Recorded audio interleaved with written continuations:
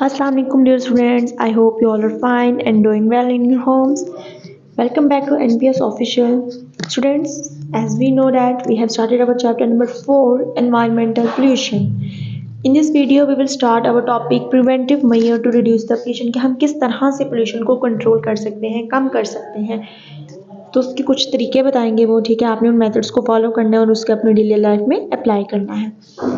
सबसे पहले कह रहे हैं we should shift the factories away from the cities to reduce the effects of the pollution. आपको पता है जहाँ फैक्ट्रीज हैं वहीं साथ में आबादी रह रही है, लोग रह रहे हैं, तो इससे क्या हो रहा है, उनको काफ़ी ज़्यादा डिजीज़ हो रही हैं. तो इसलिए हमें क्या करना चाहिए कि फैक्ट्रीज़ को शहर से कहीं दूर लगाना चाहिए ताकि इंसानी आबादी जहाँ पे रह रही हो या कोई भी जानवर भी चाहे रह रहे हो तो उनको लिए वो हार्मफुल ना हो.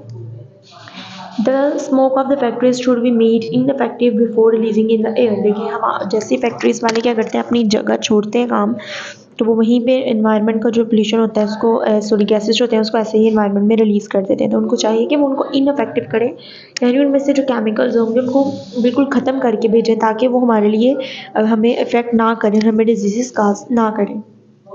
Polluted water should not be poured into rivers, canals and lakes. और जो पोल्यूटेड वाटर है उसको डायरेक्ट ही हमें कैनाल और तालाब वगैरह में, दरिया में नहीं डिस्पोज कर देना चाहिए. The garbage and the solid waste of houses and factories should be dispose of in a proper way. हमें अपने जो गार्बेज जो हम कूड़ा करकट होता है उसको कहीं सही प्रॉपर वे में डिस्पोज करना चाहिए, ठीक है. The number of the vehicles need to be reduced and smoking emitted vehicles should be band.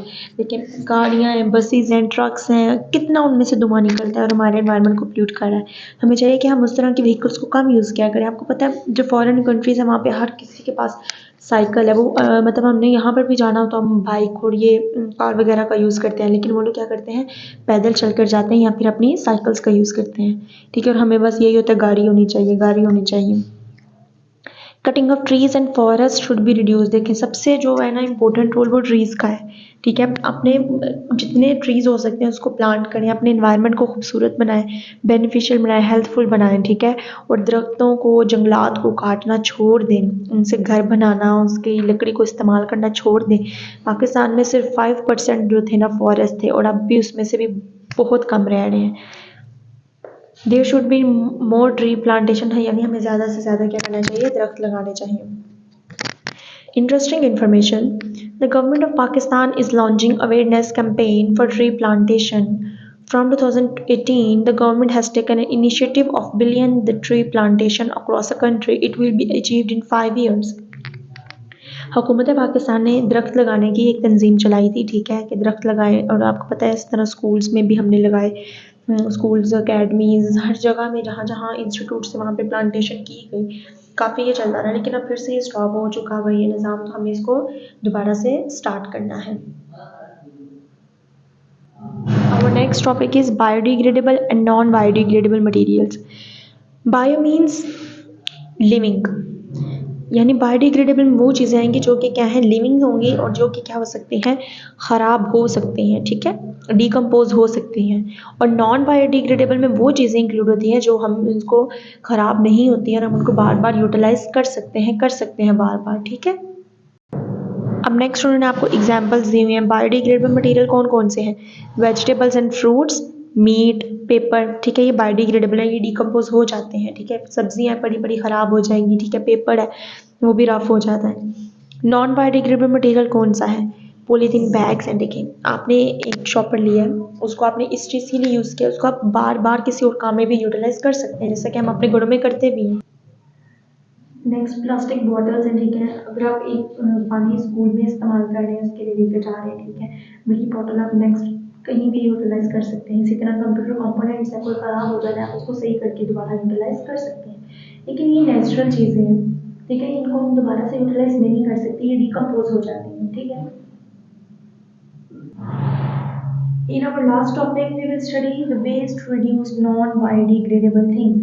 कि किस तरह हम बचा सकते हैं, कम कर सकते हैं कि non-biodegradable things को, ठीक है. To reduce the pollution of the non-biodegradable things, the principle of 4R is applied. ये आपने याद रखने सिर्फ अपनी नज़दीक के लिहाज से नहीं, अपनी अपनी लाइफ के हिसाब से भी इसको याद रखना है लाइफ में कि 4R का प्रिंसिपल आपने अपनी ज़िंदगी में ज़रूर अप्लाई करना है. R1 refuse, R2 reuse, R3 reduce, R4 recycle। या आप प्लास्टिक की बॉटल्स को यूज़ करना छोड़ दें, ठीक है। दूसरी ऐसी चीज़ें इनको रीयूज़ करना स्टार्ट करें, रिड्यूस करें, ठीक है। देखिए मैं आपको मेथड्स भी बताती हूँ रिड्यूस कैसे करते हैं।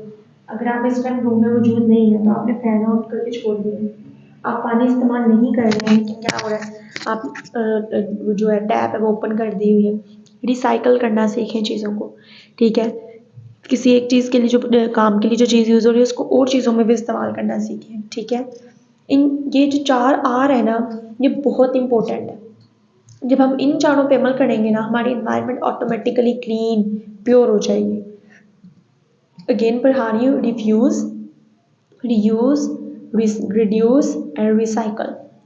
स्टूडेंट्स, ये जो चैप्टर था ना, ये हमारे इन्वायरमेंट से रिलेटेड था। हमें इसकी बेसिक नॉलेज है ये सारा, ठीक है। ये आपको सबको पता होना चाहिए कि हमारे इन्वायरमेंट में ये सब कुछ हो रहा है, ये वाली पोल्यूशन है, इसको इस तरह रिड्यूस किया जा सकता है, प्रिवेंटिव मेजर्स क्या हैं, ठीक है। आई होप सो कि मैंने आपको ये चैप्टर अच्छे से पढ़ा दिया हो।